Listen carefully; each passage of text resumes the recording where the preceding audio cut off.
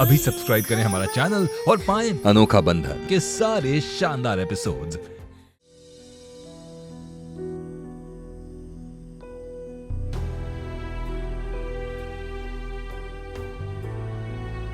तुम्हें पता है रानी, हम भी बिल्कुल तुम्हारी तरह बन गए थे। जिस प्रकार तुम चारा, पानी, प्यार, हर चीज के लिए हम पर निर्भर हो, ठीक उसी प्रकार हर छोटी बड़ी चीज के लिए हम उन पर निर्भर होने लगे थे।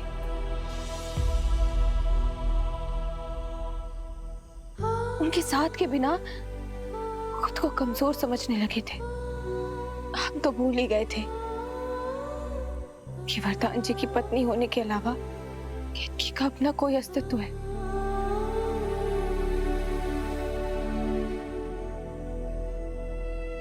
शायद इसीलिए राम जी ने हमारे साथ ऐसा किया। वो चाहते हैं कि हम अपने आप को ढूंढें, अपनी पहचान जाने।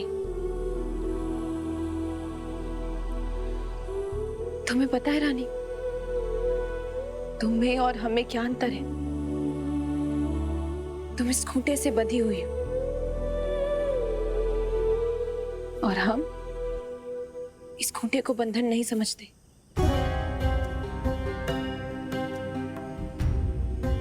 ये परिवार हमारा अपना है, इसीलिए हम अपनी मर्जी से इस खूंटे से बंधे रहना चाहते हैं।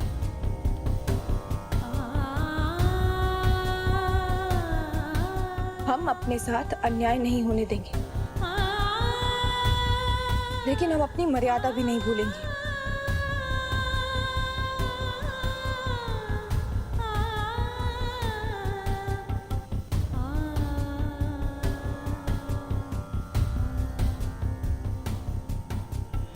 घर के अंदर नहीं गए अभी तक? कैसे जाते? माँ से हमने कहा था कि हम आपके साथ हैं। साथ तो रहना पड़ेगा, मुझे छोड़कर जाओगी भी कहाँ? चलो।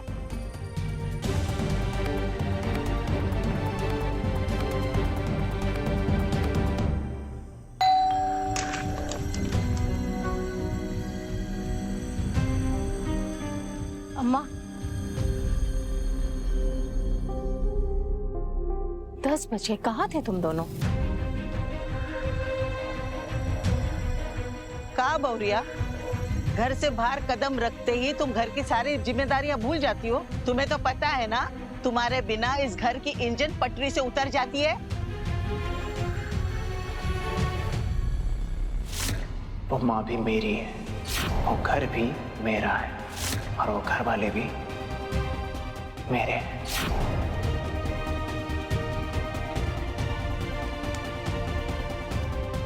माफ कीजिएगा दादी, लेकिन आज गलती हमारी नहीं है।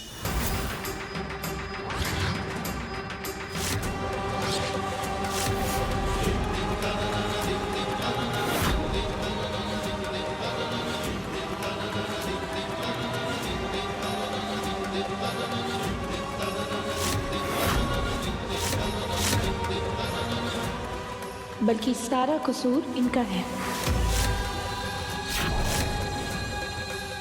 आपको क्या लगा वरदान जी, आपने इतना सब जो किया वो हम परिवार वालों को नहीं बताएंगे? क्या क्या किया वरदान? अरे हाँ, बताओ क्या किया?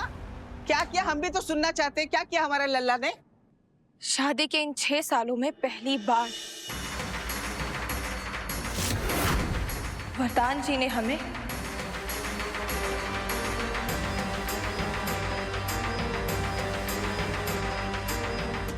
अयोध्या भ्रमण करवाया। और आपको पता है माँ, हमने इतना खाया, हमने बाटी चोखा खाया, हमने फर्रे खाए और मोरे की जलेबी भी खाई। और तुम्हें पता है रूबी, तुम्हारे भैया को ना हमें खींच कर लाना पड़ा वापस। वो आ ही नहीं रहे थे। वो तो हमें याद था कि तुम्हें 10 बजे के पहले साड़ी में फोटो अपलोड करनी है, इसलिए हम जबरदस्ती खींच कर ले आए। हमें भी ना बिल्कुल ऐसी ही साड़ी चाहिए। और वरदान जी ने तो हमसे कहा भी, लेकिन हमने ही मना कर दिया। क्यों? क्योंकि इन्हें क्या पता साड़ियों के बारे में। हमें ना बिल्कुल ऐसी ही साड़ी चाहिए, इसलिए हमने वरदान जी से भी बोल दिया कि हम शॉपिंग पे जाएंगे तो रूबी और सुषमा दीदी के साथ। तुम्हें ऐसे खुश देखते हैं तो हमारा मन भी खुशी से फूल जाता है। राम जी तुम दोनों को ऐसे हंसते मुस्कुराते रखें।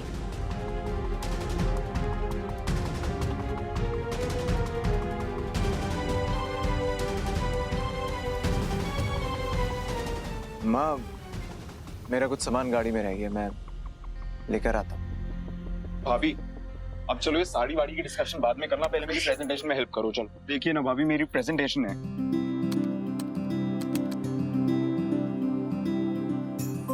लेकिन आपने इसमें जितनी भी फोटोज डाली हैं, ये तो शहर की महिलाओं की है। हाँ भैया, आपका प्रोजेक्ट गांव की महिलाओं के लिए था, तो फिर ये फोटोज कैसे? गुड पॉइंट भाभी, यू आर द बेस्ट। अरे वो सब तो हम भी करके दिखा सकते थे, लेकिन हमारा चश्मा ही नहीं मिल रहा है। आप हमेशा भूल क्यों जाती हैं? हम अभी लेकर आते हैं। ठीक है, ये लीजिए। ये मिल गया। भाभी, हमारी साड़ी। रूबी, हम हाथ मुंह धुल कर आते हैं, तुम चलो।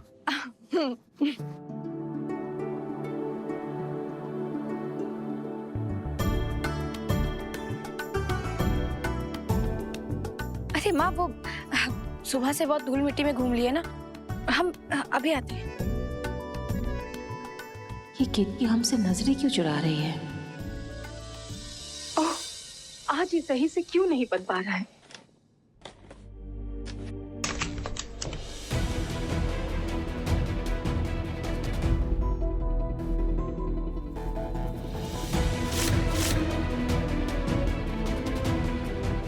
ये तो वही बैग है जो हमने कालिंदी को दिया था।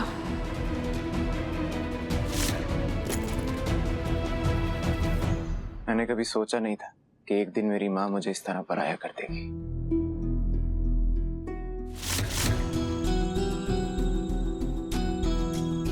बल्कि मैं तो सोचता था कि चाहे सारी दुनिया मेरे खिलाफ हो जाए, लेकिन मेरी माँ मुझे कभी गलत नहीं समझेगी। आज आपने मेरे उस भ्रम और मेरे दिल दोनों को तोड़ दिया। माँ, वरदान, वो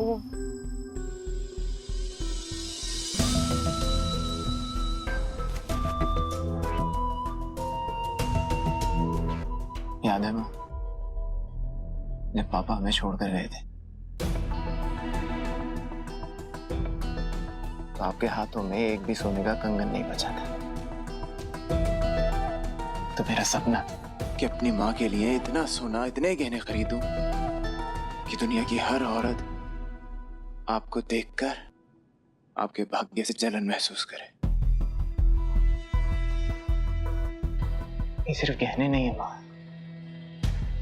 ये मेरा सपना है। और आज एक छोटी सी गलतफहमी को लेकर आप मेरे सपने को एक पराई औरत के घर छोड़े। अगर आपके मन में कोई शक था तो आप मुझसे बात कर सकती थी। क्या आपका बेटा इस लायक भी नहीं? आपको क्या लगता है आप मुझसे कोई सवाल करेंगे, मैं उसका सच्चा जवाब भी नहीं दूंगा?